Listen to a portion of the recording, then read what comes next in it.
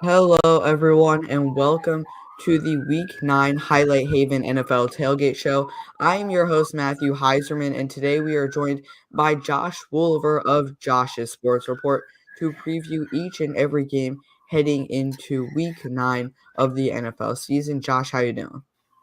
Great, Matthew. Thanks so much for having me on. Excited to get this one started. Yeah, absolutely. Really excited that, it's your first time on the Tailgate Show this year. As always, we will be taking callers throughout the stream, so feel free to call in using the link in the chat. I will also be watching the chat if you have any questions during the stream. With that being said, we have a great week ahead of us, so let's jump right into it. Starting, we're going to go quick on this one, but Texans at Jets, of course, this was the Thursday night matchup. The Jets won 21-13. Obviously, you're the Jets fan. I'll let you start here. What did you see in this one? And the first Jets win in a while. Oh, yeah, it has been the first Jets win in a while. They really needed this one coming off a terrible week last week against New England. I thought this team looked really well coached heading into this game was my main takeaway. You had some big offensive plays. I know a terrible play by Corley there, dropping the ball about a half yard short.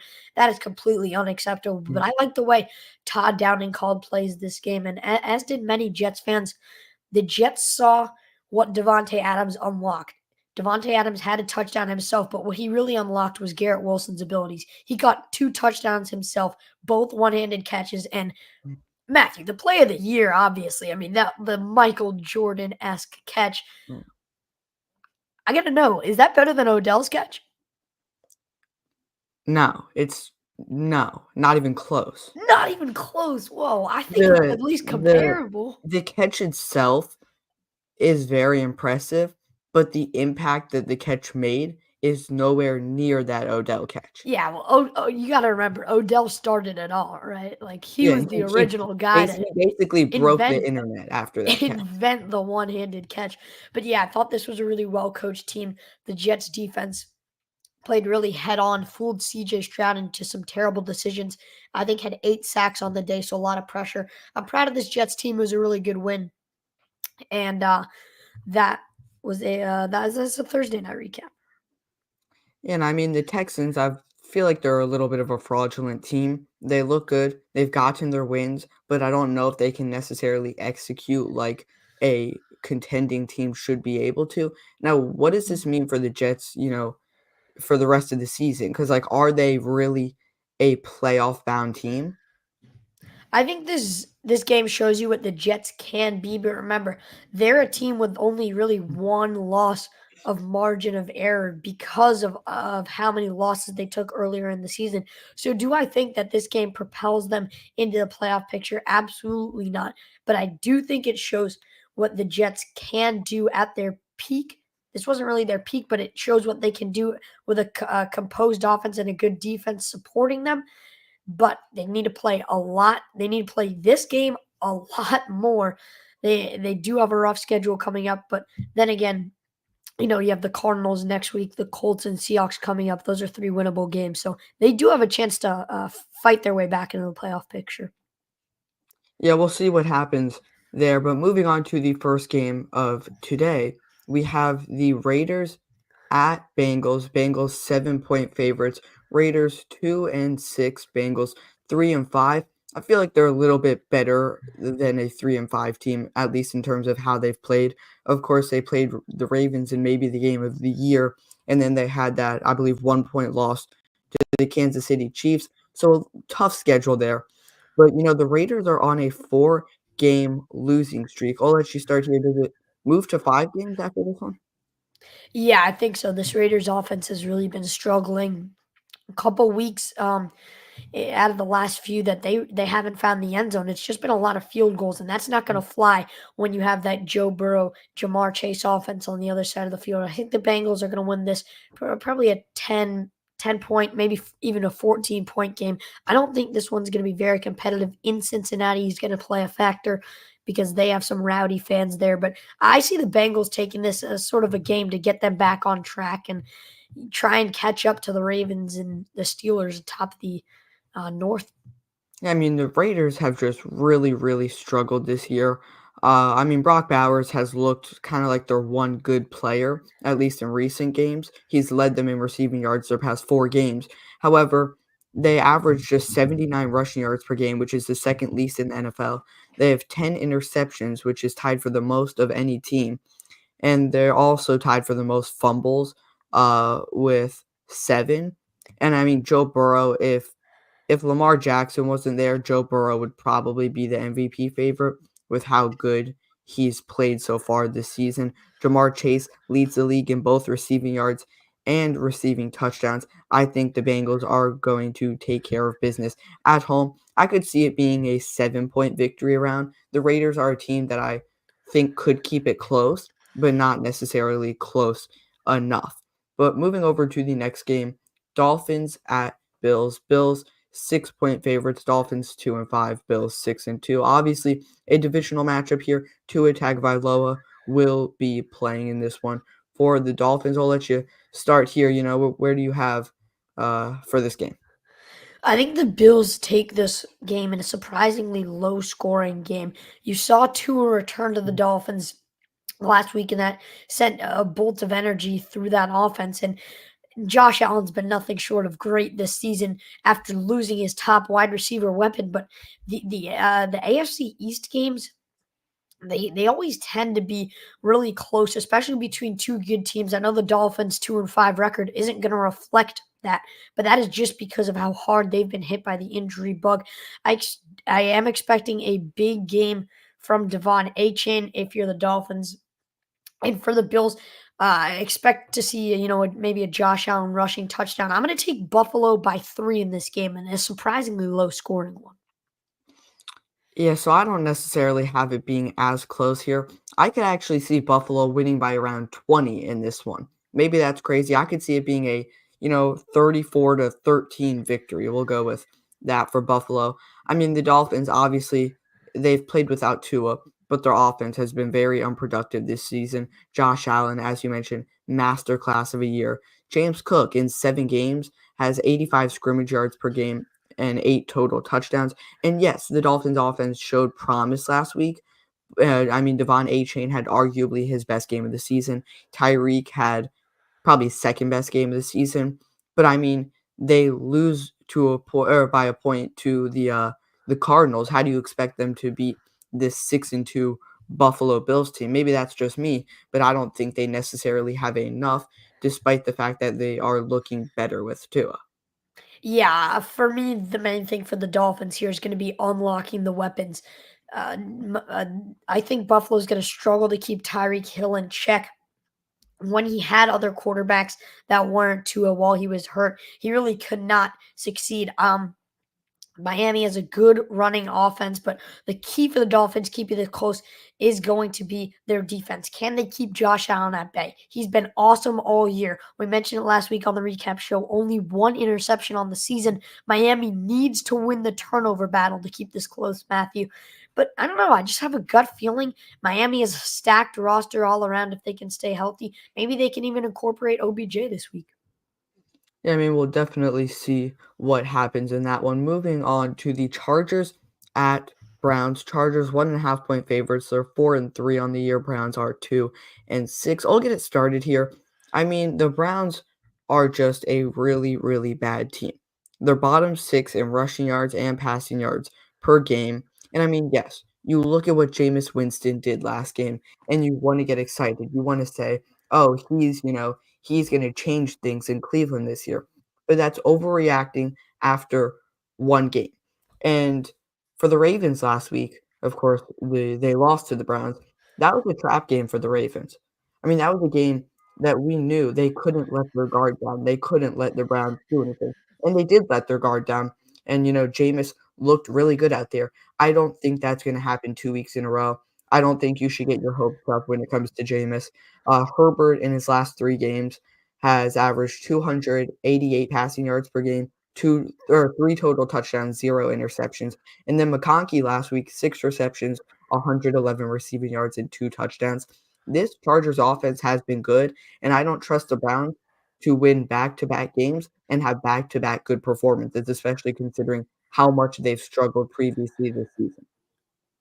Yeah, 1.5 point favorites doesn't do justice to how bad I think this beating is going to be. The Chargers passing attack has been awesome this year. Jim Harbaugh's been able to incorporate second round pick Lad McConkey beautifully into a Chargers offense that lost their two best receivers in Mike Williams and Keenan Allen. He's been able to step up. Quentin Johnston's another guy that you could see a big game from. Justin Herbert is making it work without the two stars that he had played with his entire career, and plus their running game has looked great with J.K. Dobbins in the running back slot. I think the Chargers offense just completely overpowers this Browns offense. You mentioned a good game from Jameis Winston last week. How long do you think that can last? Was that a one-hit wonder? Was that just a spark of magic? But Jameis Winston, he's got to go out there and got something to prove. This is not an easy Chargers team to beat. And if the Browns can beat them, my question for you, Matt, are they turning into a legitimate team? Because a No, win no, last week against the no. Ravens, I'm saying if they blow out this Charger team, I'm not saying they're a legitimate playoff contender, but they could be a legitimate scare as other teams approach them later in the year. No, I just don't see it. If they win this game, they're 3-6 and still one of the toughest divisions in all of football. I mean, with how bad they started, no matter how good they play for the rest of the season, that's not going to amount to anything in the long term. Uh, then you have to decide, what do we do with Deshaun Watson come the off season? We'll see how Yeah. that injury is. We'll see. Well, we're still paying him that contract. I mean, a lot of decisions overall. Soon we're going to be reminded how much of a mess this team is, and I don't think that really there's anything to look forward to there. And I mean, the Chargers, they won by 18 against the Saints last week. They also beat the Panthers earlier this year by 23. They beat the Raiders by 12. There's nothing stopping them from beating these bad teams by, double digits. And this Browns team is no exception of a bad team. I could definitely see this being a pretty dominating Chargers win. And now we're going to move over to, of course, my team, the Washington Commanders, facing off on the road against the New York Giants. Commanders 4-point favorites, which I find to be aggressively disrespectful. 4-point Agreed. favorites in this one. I mean, we're talking about a 6-2 team versus a 2-6 team. Obviously, I have a lot of thoughts here, so I'm going to let you kick it off, right here. Yeah, I completely agree. Washington, I think this is going to be a two-touchdown game in favor of the Commanders. I mean, this is a Giants offense that scored one touchdown at home all season. In 3 games, they got the doors blown off them by the Cowboys. They got pretty much embarrassed in prime time against the Bengals when Daniel Jones has threw up a terrible interception, and that's why Daniel Jones has not been good. You get Tyron Tracy in the run game, but on the other side of the ball, there is no way that Daniel Jones and Tyron Tracy are going to outperform guys like Jaden Daniels. I think Brian Robinson is inactive today. Is that correct? So curious to see where the Commanders go with the running game. But Washington is just an all around better team. They got that last second win against Chicago, but that is nowhere near how good they've been playing all year. If Washington can play anywhere close to to how they have this year as a 6-2 team going into a 2-6 team, this is going to be a two-touchdown game. And the Giants, they're in trouble this year after losing Saquon. I don't see a way that they can pull this out. Yeah, and I mean, you mentioned Brian Robinson Jr. is inactive this game. We've seen him out earlier during previous games this season, and in those games, Austin Eckler played really well. Jeremy McNichols played very well. We elevated Chris Rodriguez off the practice squad. Maybe we're going to give him a little bit of work. Now, I mentioned trap game earlier in the episode. This is a trap game for the Commanders. This is a game that they should win, but the Giants could definitely, keep it close. There's there's one key to victory, in my opinion, for the Commanders. Get off to an early lead and don't let your guard down. Because I think that if this team gets off to an early lead, no one is coming back from against them. I think especially the Giants with how bad they've played this season. I mean, the Giants have averaged just 14.6 points per game, which is the second fewest in the NFL. They've lost 3 in a row. And obviously, the Commanders have all the momentum in the world coming off of that Hail Mary victory. Since week 2, McLaurin has averaged 90 receiving yards per game and 4 total touchdowns. Jaden Daniels this season, 2,160 total yards, 11 total touchdowns, just 2 interceptions, and 71.8 completion percentage. Commanders average 29.5 points per game, third most in the NFL. This should be an easy win for Washington. I don't see a situation where they lose this one unless they come out and their offense just can't score like last week. But I really don't think that is going to happen. Even if that does happen, this defense should be good enough to the point where we're not letting the Giants outscore us in any situation, honestly. But no, this should be a pretty easy win for the Commanders. 7-2 would be insane. But of course, we would, as Commanders fans, love to see that. Definitely going to be a close divisional matchup between us and the Eagles. But we'll see how the rest of the season plays out. Next game, Cowboys at Falcons. Falcons 3.5 point favorites. Cowboys 3-4. Falcons are 5-3. Josh, who do you have in this one? Yeah, I have the Cowboys in a must-win game. One thing to note about this is kind of weird. Ezekiel Elliott is sidelined due to disciplinary reasons, and nobody really knows what that means. But you wonder how that affects the Cowboys. It means they're going to throw a lot more. Their what 60-70 million dollar man is going to be launching it. Expect a huge day from CeeDee Lamb. This Cowboys team is at 3-4 with a whole lot of expectations coming into this year. They go into Atlanta to play a pretty good Atlanta team. The key for Dallas defensively is going to be stopping the run. Can they shut down Bijan? And if they can do that and limit his productivity, it should follow into the rest of the game. This Cowboys team is trying desperately to get back to 500, and if they don't, this could tank their playoff odds, moving all the way down to 3-5. And you mentioned it, a very tough division that features the Commanders and the Eagles. I think the Cowboys sort of have to win this. If you're Atlanta, you want to make sure Kyle Pitts stays involved as he has in previous weeks. Kirk Cousins, we've seen him pass for 500 yards in certain games, and we've seen him pass for a little less than 200 in certain games. Which version of Kirk Cousins are we going to see is the big question, but I do have Dallas in a pretty close game. Yeah, I mean, you mentioned how inconsistent Kirk Cousins has been this season, and I think that is something to be concerned about against the Buccaneers. Obviously, you know what Kirk Cousins you're going to be seeing, but against any other team, I mean, he's been a little bit shaky this season. But the Cowboys' run game has been really bad.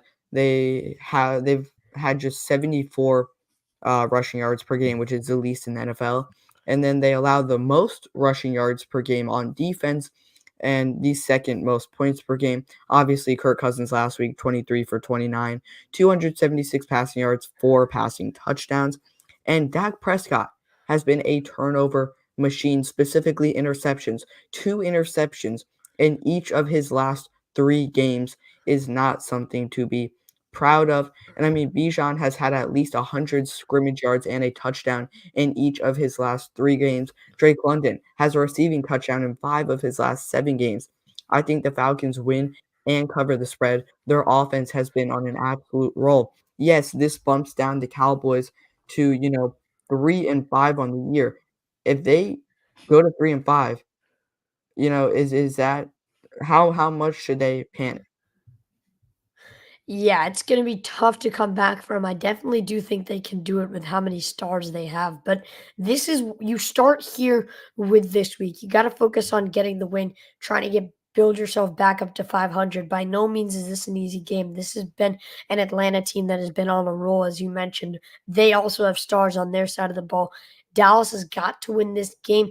If they don't, I think they lose their chance at winning the division. I think they are Oh, set no, up that as a their wild chance card at team. winning the division, in my opinion, is already gone.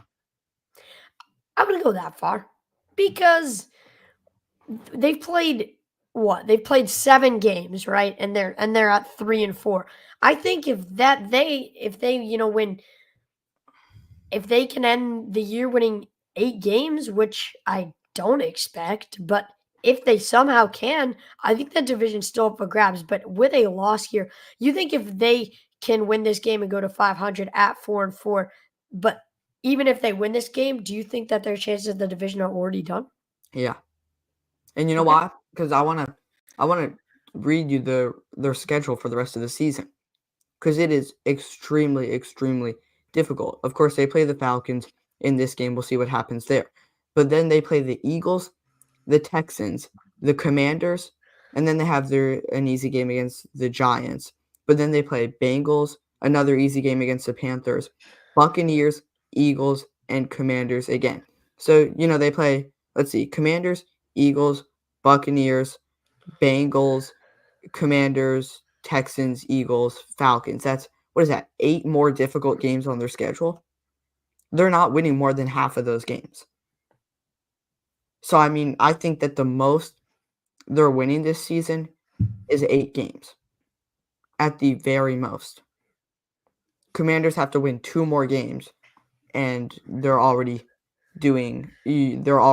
have 8 wins. So, yeah, I don't really think that they have a shot to win the division considering how hard their schedule is. Yeah, that's why I think this one's a must win for them. Mhm. Yeah, I mean, I don't know. I got the Falcons in this one, but I definitely could see the Cowboys having a shot because we know how inconsistent the Falcons have been in general. They dominate one team, then they lose to the Seahawks by 20 the next game. It's been very on and off. In order to be real contenders, I think the Falcons need to become much more, consistent in terms of how good they play each week. Because you have one bad game in the playoffs, obviously you're done. And right now, they've been having a lot of questionable games this season. But moving over, we have Broncos at Ravens. Ravens 9-point favorites in this one. It's a battle of the 5-3 teams, which is crazy to say when you think about how good each of these teams are. That they both have the same record. I mean, it'd probably be different if Kyle Hamilton caught that interception last week. But I'll let you start here. I mean, who do you have? Yeah, I have the Ravens in a not particularly close game. The Broncos have snuck out a couple good wins. You've liked the way that Bo Nix has played, but this Ravens team is just way too good to be dropping games against the Broncos. One note for them is that Marlon Humphrey is inactive today, but I don't think that slows them down. Their running back duo with Lamar Jackson and Derrick Henry is like no other in the National Football League.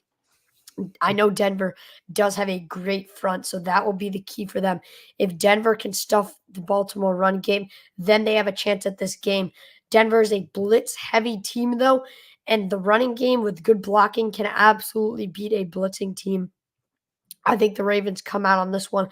9-point favorites. I don't think it'll be that big of a Baltimore win. I think I'm hovering more in the 4 to 7 point win range, but I do think Baltimore comes out on top. Yeah, and I mean, I have Baltimore in this one too. They average 200 rushing yards per game, which is the most in the NFL. Obviously, Derrick Henry has averaged 118 rushing yards per game and scored a minimum of 1 touchdown every single game this season. I mean, he's basically leading every single stat that he could possibly be leading. It is insane. He's had a historic season, maybe at that 2,000 rushing yard pace. Um, I'm pretty sure he is, but I'll have to double check that. And I mean, Lamar Jackson, easily the MVP favorite as of now. 2,600 total yards, 19 total touchdowns, and just 2 interceptions. Zay Flowers has had at least 100 receiving yards in 3 of his last 4 games. And I mean, yeah, the Broncos have looked solid this season. They are 5-3. However, they haven't necessarily played that good of competition. And I mean, the Ravens, they lost their last game. They're not going to lose 2 games in a row, especially considering obviously just how dominant they have been. They're at home. And I think you mentioned it's like a 4 to 7 win range, in terms of points. I think that the Broncos are gonna keep it close, maybe within 7 points throughout the game, and then I could see the Ravens maybe getting, like, a touchdown at the end, just icing the game, bringing it up to around, like, 14, 13-point victory, but I do think that the Broncos will keep it somewhat close throughout the game, but no, I don't actually think this one's going to be very close, and I do think that the Ravens, when you actually watch the game, will dominate for most of it. All right, well, let's move over to the Patriots and Titans. This is in Tennessee. Tennessee is 1-6, New England at 2-6. Matt, let's have you start us off on this one. Patriots or Titans? I mean, you know, it's kind of crazy that the Titans are favorites in this one. I don't see it. They're 3.5 point favorites, and I mean, the Patriots, first of all, have a better record than the Titans, but record obviously doesn't mean anything. Um, Will Levis is likely to sit out this game, which would be Mason Rudolph's third start in a row. And then Drake May will play today. And you know, I can't say I can't express how important that is. In his two full starts so far, he's had a 260 passing yards per game to go along with 5 passing touchdowns and 2 interceptions. He really does make a massive difference. Ramondre Stevenson, really reliable in the run game, coming off a 2 touchdown game. And then the Titans allowed 28 points per game, which is the third most in the NFL. They pass for 162 yards per game, which is the second least in the NFL. Everything that I see points to a Patriots victory here, and that's what I have in this one. I agree. I am also going with New England, and that is because it has actually been confirmed Will Levis will sit out. Drake Mhm. May will start for New England. And for much of the same reasons that you pointed out, New England just has a better defense than Tennessee. What will this offense look like under Drake May? Well, we got hints of it last week against the Jets, where they picked apart a pretty good Jets defense.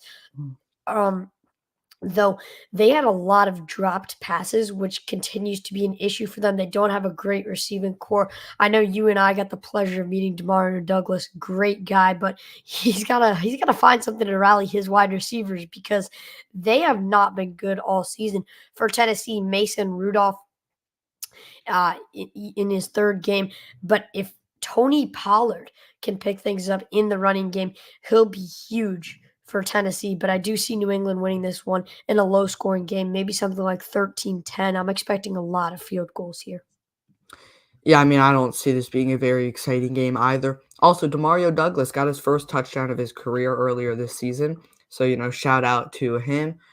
I mean, we have one more game to break down in the early window before we go to the later games. That is Saints at Panthers. Saints are 7 point favorites. They're 2-6 on the year. Panthers 1-7 on the year. Does this win the award for the most boring game of the week?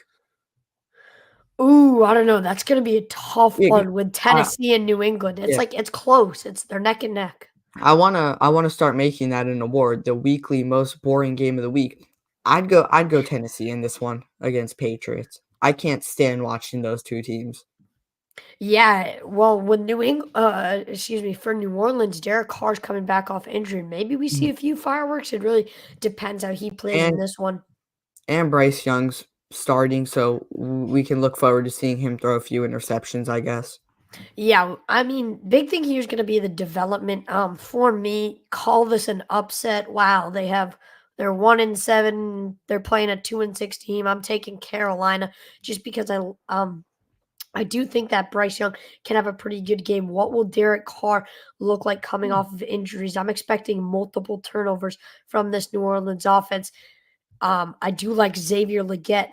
Shout out South Carolina, huge win against A&M last night. I do like Xavier Legette in the Panthers passing game, and then in the running game, you have Chuba Hubbard to complement Miles Sanders in a really good running game. This is going to be a very low scoring game. It's going to be the battle of the ground game. I'm really not expecting much through the air here, Matthew. You mentioned this will not be a game with a lot of fireworks, but I am going to pick Carolina. I actually don't think it's gonna be that low scoring. I don't know why, but I mean, the earlier in the season when the Saints played the Panthers, wasn't that like a 47-point game for them? I know they haven't looked like that, since then, When they but I when they mean, had that 2-week stretch where they had, like, yeah, against 87 points or against the whatever. Panthers and the Cowboys, Yeah, the exactly. first 2 games. But I mean, the difference between and I know you're a big, Spencer Rattler guy, but the difference between Derek Carr and Spencer Rattler is that Derek Carr can put points up on the board. There are Mhm. some quarterbacks that just fail to get into the red zone. They can't produce. Sure, they get solid passing yards, Maybe they don't throw many interceptions or whatever, but they just can't produce off or on the offensive side of the ball. Derek Carr can't. He can move the ball. Kamara averages over 100 scrimmage yards per game this season to go along with 7 total touchdowns. And you ready for this? Because I'm about to say a lot. But the Panthers are bottom 8 in the league in rushing yards per game, passing yards per game, points per game, passing yards allowed per game, rushing yards allowed per game, and points per game allowed, along with probably many, many more things that I'm not looking at. But no, this team's an absolute mess. I don't think Bryce Young can change everything, if anything for that matter. But no, I think the Saints offense is going to bounce back. Olave's been looking really solid recently. So yeah, I have them, and I could see this one being a blowout victory. Saints cover the spread. I know 7-point favorite is kind of a lot. I do expect them to cover the spread though in a pretty dominant game for New Orleans. Yeah, that's just one of those division games that I sort of see as a toss up.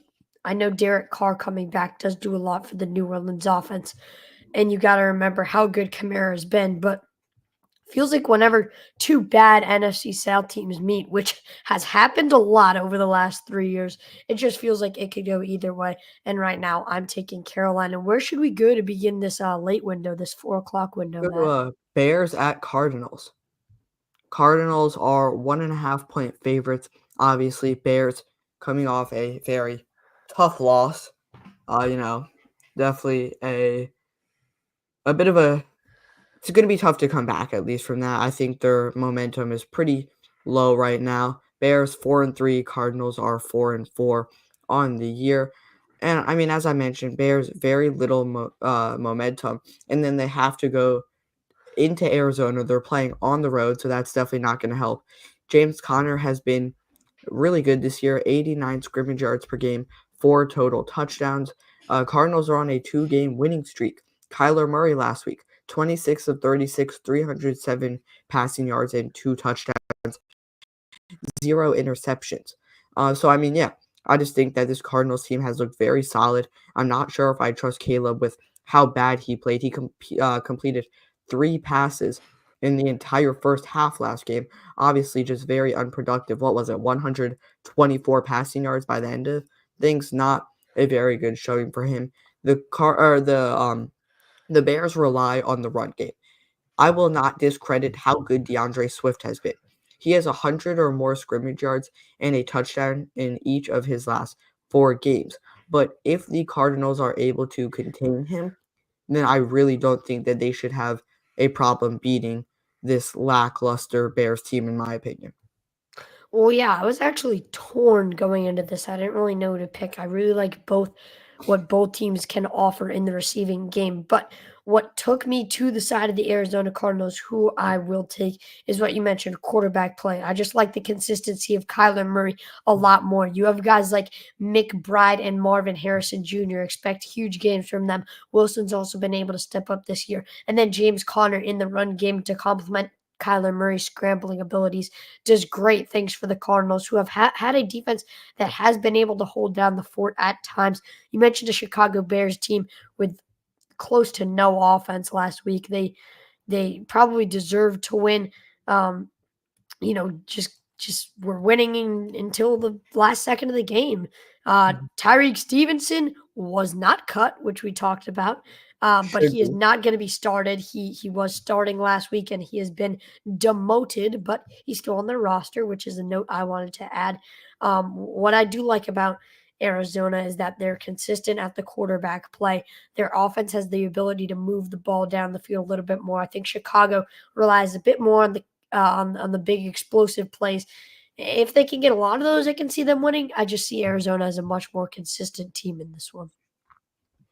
Yeah, I mean, honestly, I agree with every point that you made right there. Definitely will be interesting to see how, two of the higher drafted rookies, well, the highest drafted rookie and then one of the higher drafted rookies, face off against each other. That'll definitely be an exciting one. Now, moving over, Jaguars at Eagles. Eagles 7.5-point favorites. I feel like the Eagles have kind of changed the narrative on, them to start the season. They were considered a very fraudulent team. They had those close losses against the Browns. They've had a lot more close losses and just, some struggling games. They've looked a lot better recently. I'm a Commanders fan, and I will admit that they've looked like a pretty big threat, at least in their past 2 games. They've won by 20 plus points. And I mean, they're 5-2 just on, they're right on the tails of the Washington Commanders. Definitely going to be tough. They do have their 2 games against the Commanders left, so those are going to be massive games in terms of deciding that division. But the Jaguars have allowed 271 passing yards per game, which is the second most in the NFL. That doesn't go great with A.J. Brown in 4 games, 408 receiving yards and 3 receiving touchdowns. Hurts hasn't thrown an interception in his last 4 games, which is really good on his end. And then obviously Eagles average 166 rushing yards per game, which is the second most in the NFL behind the Ravens, obviously, who have been dominant in the run game. And then Saquon has over 110 scrimmage yards in 6 of his 7 games this season, 6 total touchdowns. Everything here is saying that I should pick the Eagles, and I do have them. Dominant victory. They're at home, in front of their home crowd. And I mean, I do have them covering the spread. Yeah, I know that 7.5 is a good amount. It won't be easy to cover that spread, but based on how dominant their last 2 wins have been and how good their offense has played, I definitely do have the Eagles in this one. That would put them at a 4-game winning streak. Do you also have the Eagles? Yeah, you mentioned the Eagles have won 3 straight, and they've actually won 4 out of their last 5. They've been beaten up on some bad teams. They beat the Giants 28-3. They beat the Bengals 37-17. Then they beat the Browns in a bit of a closer game, 20-16. But this is a Jaguars team that they 100% should be winning. Let me read you off the Jaguars injury report right now. Gabe Davis is questionable. Brian Thomas Jr. is questionable. Travis Etienne is questionable. Tank Bigsby is questionable. If even 2 of those guys are not healthy enough to dress, I don't see any way that Philadelphia can come on top of this. You're right, they have changed the narrative. Doug Peterson's Jaguars have been struggling, but Nick Sirianni's kind of been able to right the ship a little bit. They started off really shaky in some bumpy waters, but the sea seems to be a little bit calmer now. Saquon Barkley's been a monster for them. 5 touchdowns, almost 800 yards on the ground. A.J. Brown, Devontae Smith. But one thing about this game, there will be no Dallas Goedert for Philadelphia. Also no Darius Slay. And you have to remember Jordan Mailata on that offensive line. The tackle is sitting out, and he's on the long-term injury reserve. But this Eagles team should be beating up on a no-good Jacksonville team. I agree, 7.5-point spread is not going to be enough. Eagles by double digits. Yeah, and I mean, I took Saquon with the 8th pick in fantasy this year. That has served me extremely well. Probably would have taken him Ooh, with the first overall pick if we had to do a redraft just with how consistent he's been. yeah, he's I don't been know. We'll see, but hasn't had the highest of highs compared to some other guys. He had that 3 touchdown game, but I Mhm. mean, he's just been amazing every single week. Um, definitely scares me a little bit as a Commanders fan, but, we'll see how he performs against Washington. Now we're moving over to I think we can every person watching this, both of us can agree the game of the week, Yeah, this is gonna be the a one. Lions at Green Bay Packers. Now, I did hear something. Did you know that this is actually the Lions' first game outside this entire season? What? Mhm. They've either been playing in a dome in other teams' domes, but yeah, it's their first time playing outside this entire season. Does that change things? I don't think so. What's the weather like in Green Bay? Probably cold. Oh, well, of course, cold. I mean, Yeah, assuming there's no probably snow. cold. And it's not like they have a bad run game either. They just have probably the best running back duo in the league. So, Mhm. yeah. I mean, I think the Lions just barely squeak away with this win. They're leading the division by not by much. Both teams are on a roll here. Jared Goff has just been awesome. Jameer Gibbs and David Montgomery have been great. Amon-Ra St. Brown also been great. I don't know if this questionable list is accurate. Right now, ESPN's got Jordan Love, Josh Jacobs, and Alexander all as questionable for the I think Packers. questionable is also a higher percentage of play. Yeah, I So, agree. I mean, whenever I see questionable in fantasy, I'm like, all right, great. He's mhm. definitely playing. But I don't know. I mean, Jair Alexander did get hurt for a little bit last game, but I do just see Detroit just has a better offense. They also have a good secondary coverage team. Green Bay, the big thing is going to be Jordan Love, right? We saw one game against the Texans where he just didn't play as well as he probably could have. Josh Jacobs has been huge for them. And then where does the receiving help come from? Is it going to be Reed? Is it going to be Watson? That's the big question for Green Bay heading into this one. Detroit is favored by 2.5 on the road, though. And I mean, I have Detroit in this one as well. I did look in Green Bay right now, 53 degrees and 100% chance of rain. Expect maybe some fumbles in this matchup. We'll see Ooh. there. But I can't express how good this Lions offense has been and how good this team has been just in general the entire season. They are top 10 in both rushing yards and passing yards per game. They lead the league by far in points per game. They've averaged 43 points per game in their last 3 games, which is just insane. Obviously, their 52-point victory last game. Gibbs has averaged 106 scrimmage yards per game, 7 total touchdowns. Montgomery has averaged 79 scrimmage yards per game, also 7 total touchdowns. I mean, no one can outscore the Detroit Lions. Amon-Ra has a receiving touchdown in 5 straight games. Goff, in his last 4 games, has 243 passing yards per game, 10 total touchdowns, and 0 interceptions. That is insane numbers for Jared Goff right there. Just a really, really, really consistent quarterback. Definitely one of the best quarterbacks in the NFC, let alone the entire league. But I mean, I do think the Packers will keep it close in at Lambeau Field. But you know, Detroit's ultimately going to end up winning this one. Another big offensive game for them. Tell me if I'm wrong. I feel like the Lions are almost a lock to make this Super Bowl. I mean, I'm just running down a list of NFC teams 'Cause right now. it's not. Honestly, this has a chance to be the championship game. I mean, this is probably the two best teams in the NFC. I think it's I don't want to put the Commanders up there. I don't want to jinx anything, but I'd say Lions Eagles right now if I had to make a prediction. Lions, Eagles. You can't trust Okay. the Y- 49ers. You've seen I enough you've seen enough from Philadelphia after their shaky start to lock them in as one of the top 2 in the this game's going to conference? determine a lot for them, whether they are actually a good team or whether they had 2 good wins in a row. But right now, I think it's either Lions Eagles or Lions Commanders. Agreed, and for Philadelphia, you gotta remember Nick Sirianni's not off the hot seat. Don't let these Mhm. couple games fool you. But Yep. if the poor play returns, his job might not return next year. There's been some questionable things. But are you good moving on to Rams Seahawks for now? Yeah, absolutely. All right, let's go over to Seattle, where the big news here is going to be DK Metcalf not playing. You gotta remember, Seattle has lost 4 of their last 5. I mean, when they played good teams, you're looking at Buffalo last week. They lost 31-10. When they played in Detroit, it was a 42-29 loss. They even lost to the New York Giants. They lost to a banged up San Francisco team.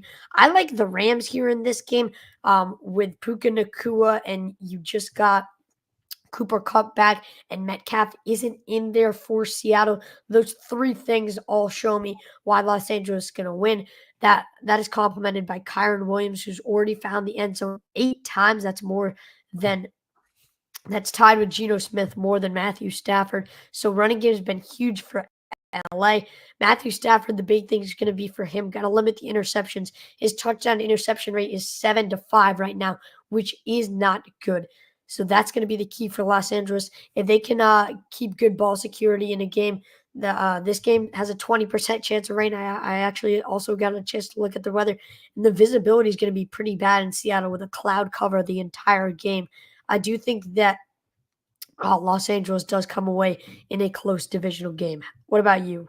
Who you got in But this one? you know what? Scrap everything that the Rams have done up until their last game.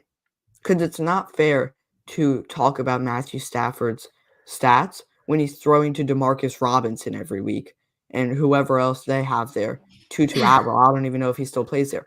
Last week was the Yeah. first week since week 1 when both Puka Nakua and, when with both Puka Nakua and Cooper Kupp playing, and in that game last week, Stafford, 279 passing yards, 4 touchdowns, and just 1 interception, which is a lot better than, how he's done previously this season without those 2 guys. Puka, 7 receptions for 106 yards. Kyron, 89 scrimmage yards per game, as Josh mentioned. He's had 8 rushing touchdowns. He's had 10 total touchdowns in just 7 games. Josh did leave for a second, maybe some mic issues. Josh, can you hear me? I don't think Josh can hear me. I can hear him, but he'll keep working on that. In the meantime, I mean, yeah, I have the Rams uh winning this one. I think it's a very open division. You look at it, the 49ers have definitely struggled this year.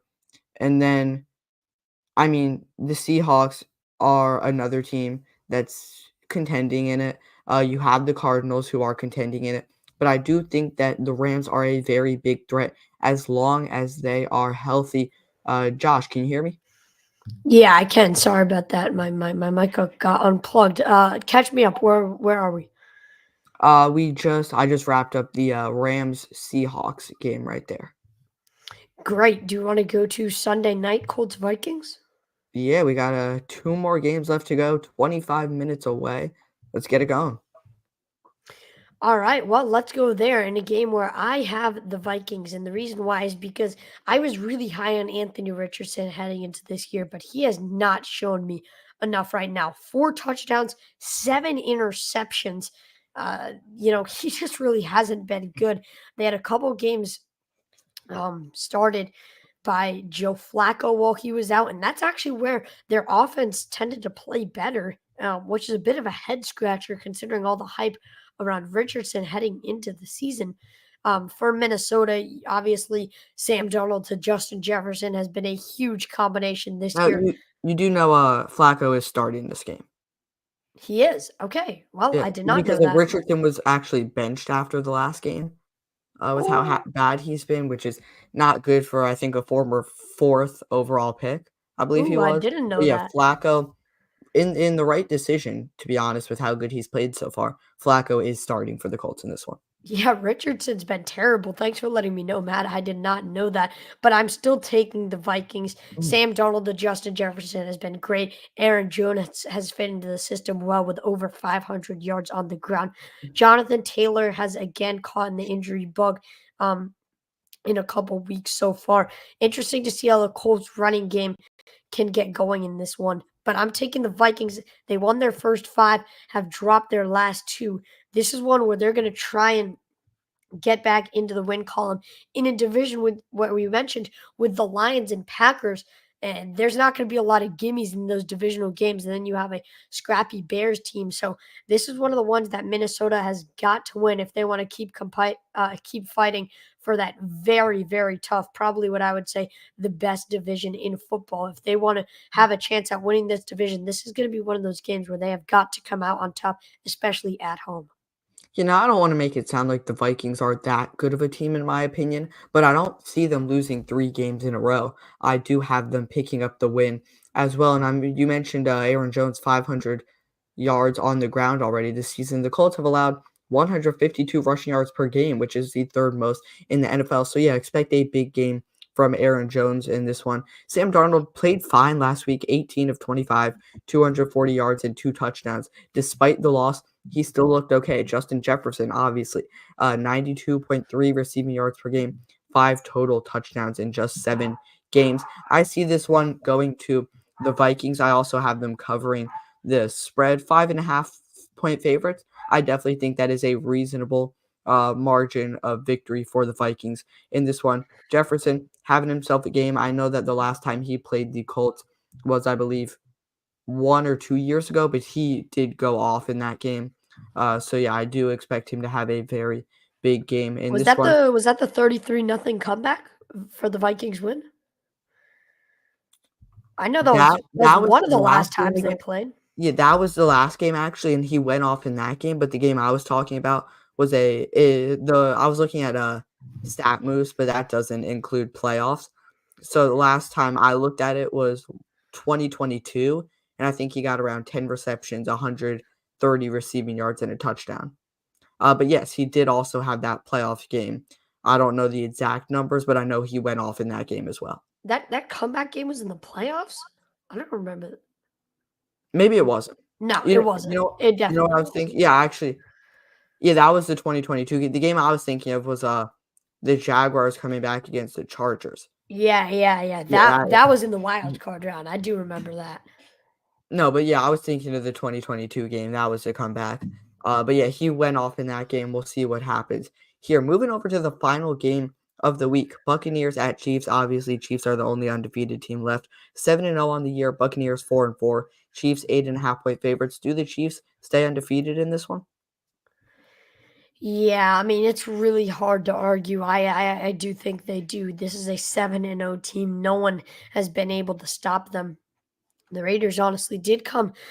They were one of the closest teams to be competitive with them, 27-20 last week. But this Buccaneers team, they've had their issues. We mentioned earlier in this episode, how bad that Spencer Rattler led Saints offense was, how they couldn't find the end zone. I mean, they put up like 20 something points on this Buccaneers defense. Granted, it wasn't exactly a very close game because the Buccaneers put up like 50 something, It was but 27-51, I think. something like that. But my Yeah. point is, the Tampa Bay Buccaneers defense has had a lot of holes in it. And, going against Patrick Mahomes, Travis Kelsey, I mean, that is going to be very tough to stop when your defense isn't playing exactly how you want it to be. Buccaneers have lost 3 out of their last 4 games, one of those being the Kirk Cousins magic, whatever, 500 yards, however you want to say it.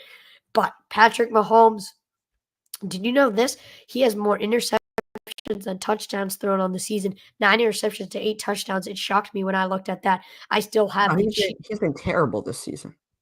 Yeah, but I still do have the Chiefs Mhm. staying undefeated against the Buccaneers. I just think they're better all around. Yeah, I mean, I'm gonna have the Chiefs win in this one as well.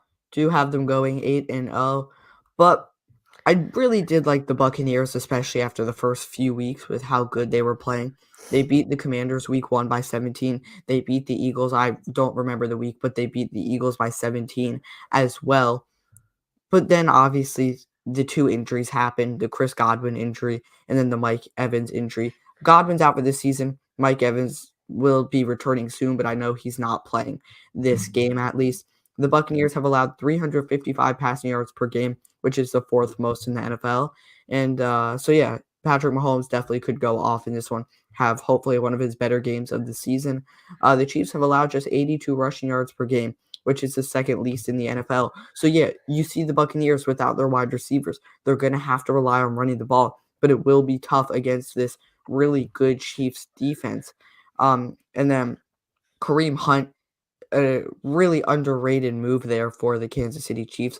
83 scrimmage yards per game in his 4 games so far that he's played. Also 4 total touchdowns. Travis Kelsey, as you mentioned, coming off his best game of the season, 10 receptions, 90 receiving yards, and a touchdown on National Tight Ends Day. But yeah, give me the Kansas City Chiefs in this one. I I don't know really where I have it in terms of how close it's going to be. I definitely do think they can cover the spread of 8.5 though, if they get hot. But yeah, we'll see what happens there. Any final thoughts about this game? Not really. I just think Mhm. that Arrowhead's going to be a really tough place to go in for the Buccaneers to play, especially on a Monday night game. But Matthew, we've got some football to watch, baby. I'm excited. Yeah, absolutely. With that being said, can't thank you enough for coming on. Really do appreciate it. Is there anything else you want to say to the people watching before we wrap things up? Nah, nope. Thanks so much for having me on. Really appreciated this one. Excited to go out there, watch some football. I think there's going to be some great games today, and let's see how it all plays out. And we'll see you all for the recap show, which is tomorrow evening. So make sure to tune in for that. We'll be live right here on Highlight Haven. Absolutely, really excited for that one as well. But really, really good week ahead of us. Looking forward to it. Again, I'm Matthew Heiserman alongside Josh Wolver for your Week 9 Highlight Haven NFL Tailgate show. And as always, we will see you next time.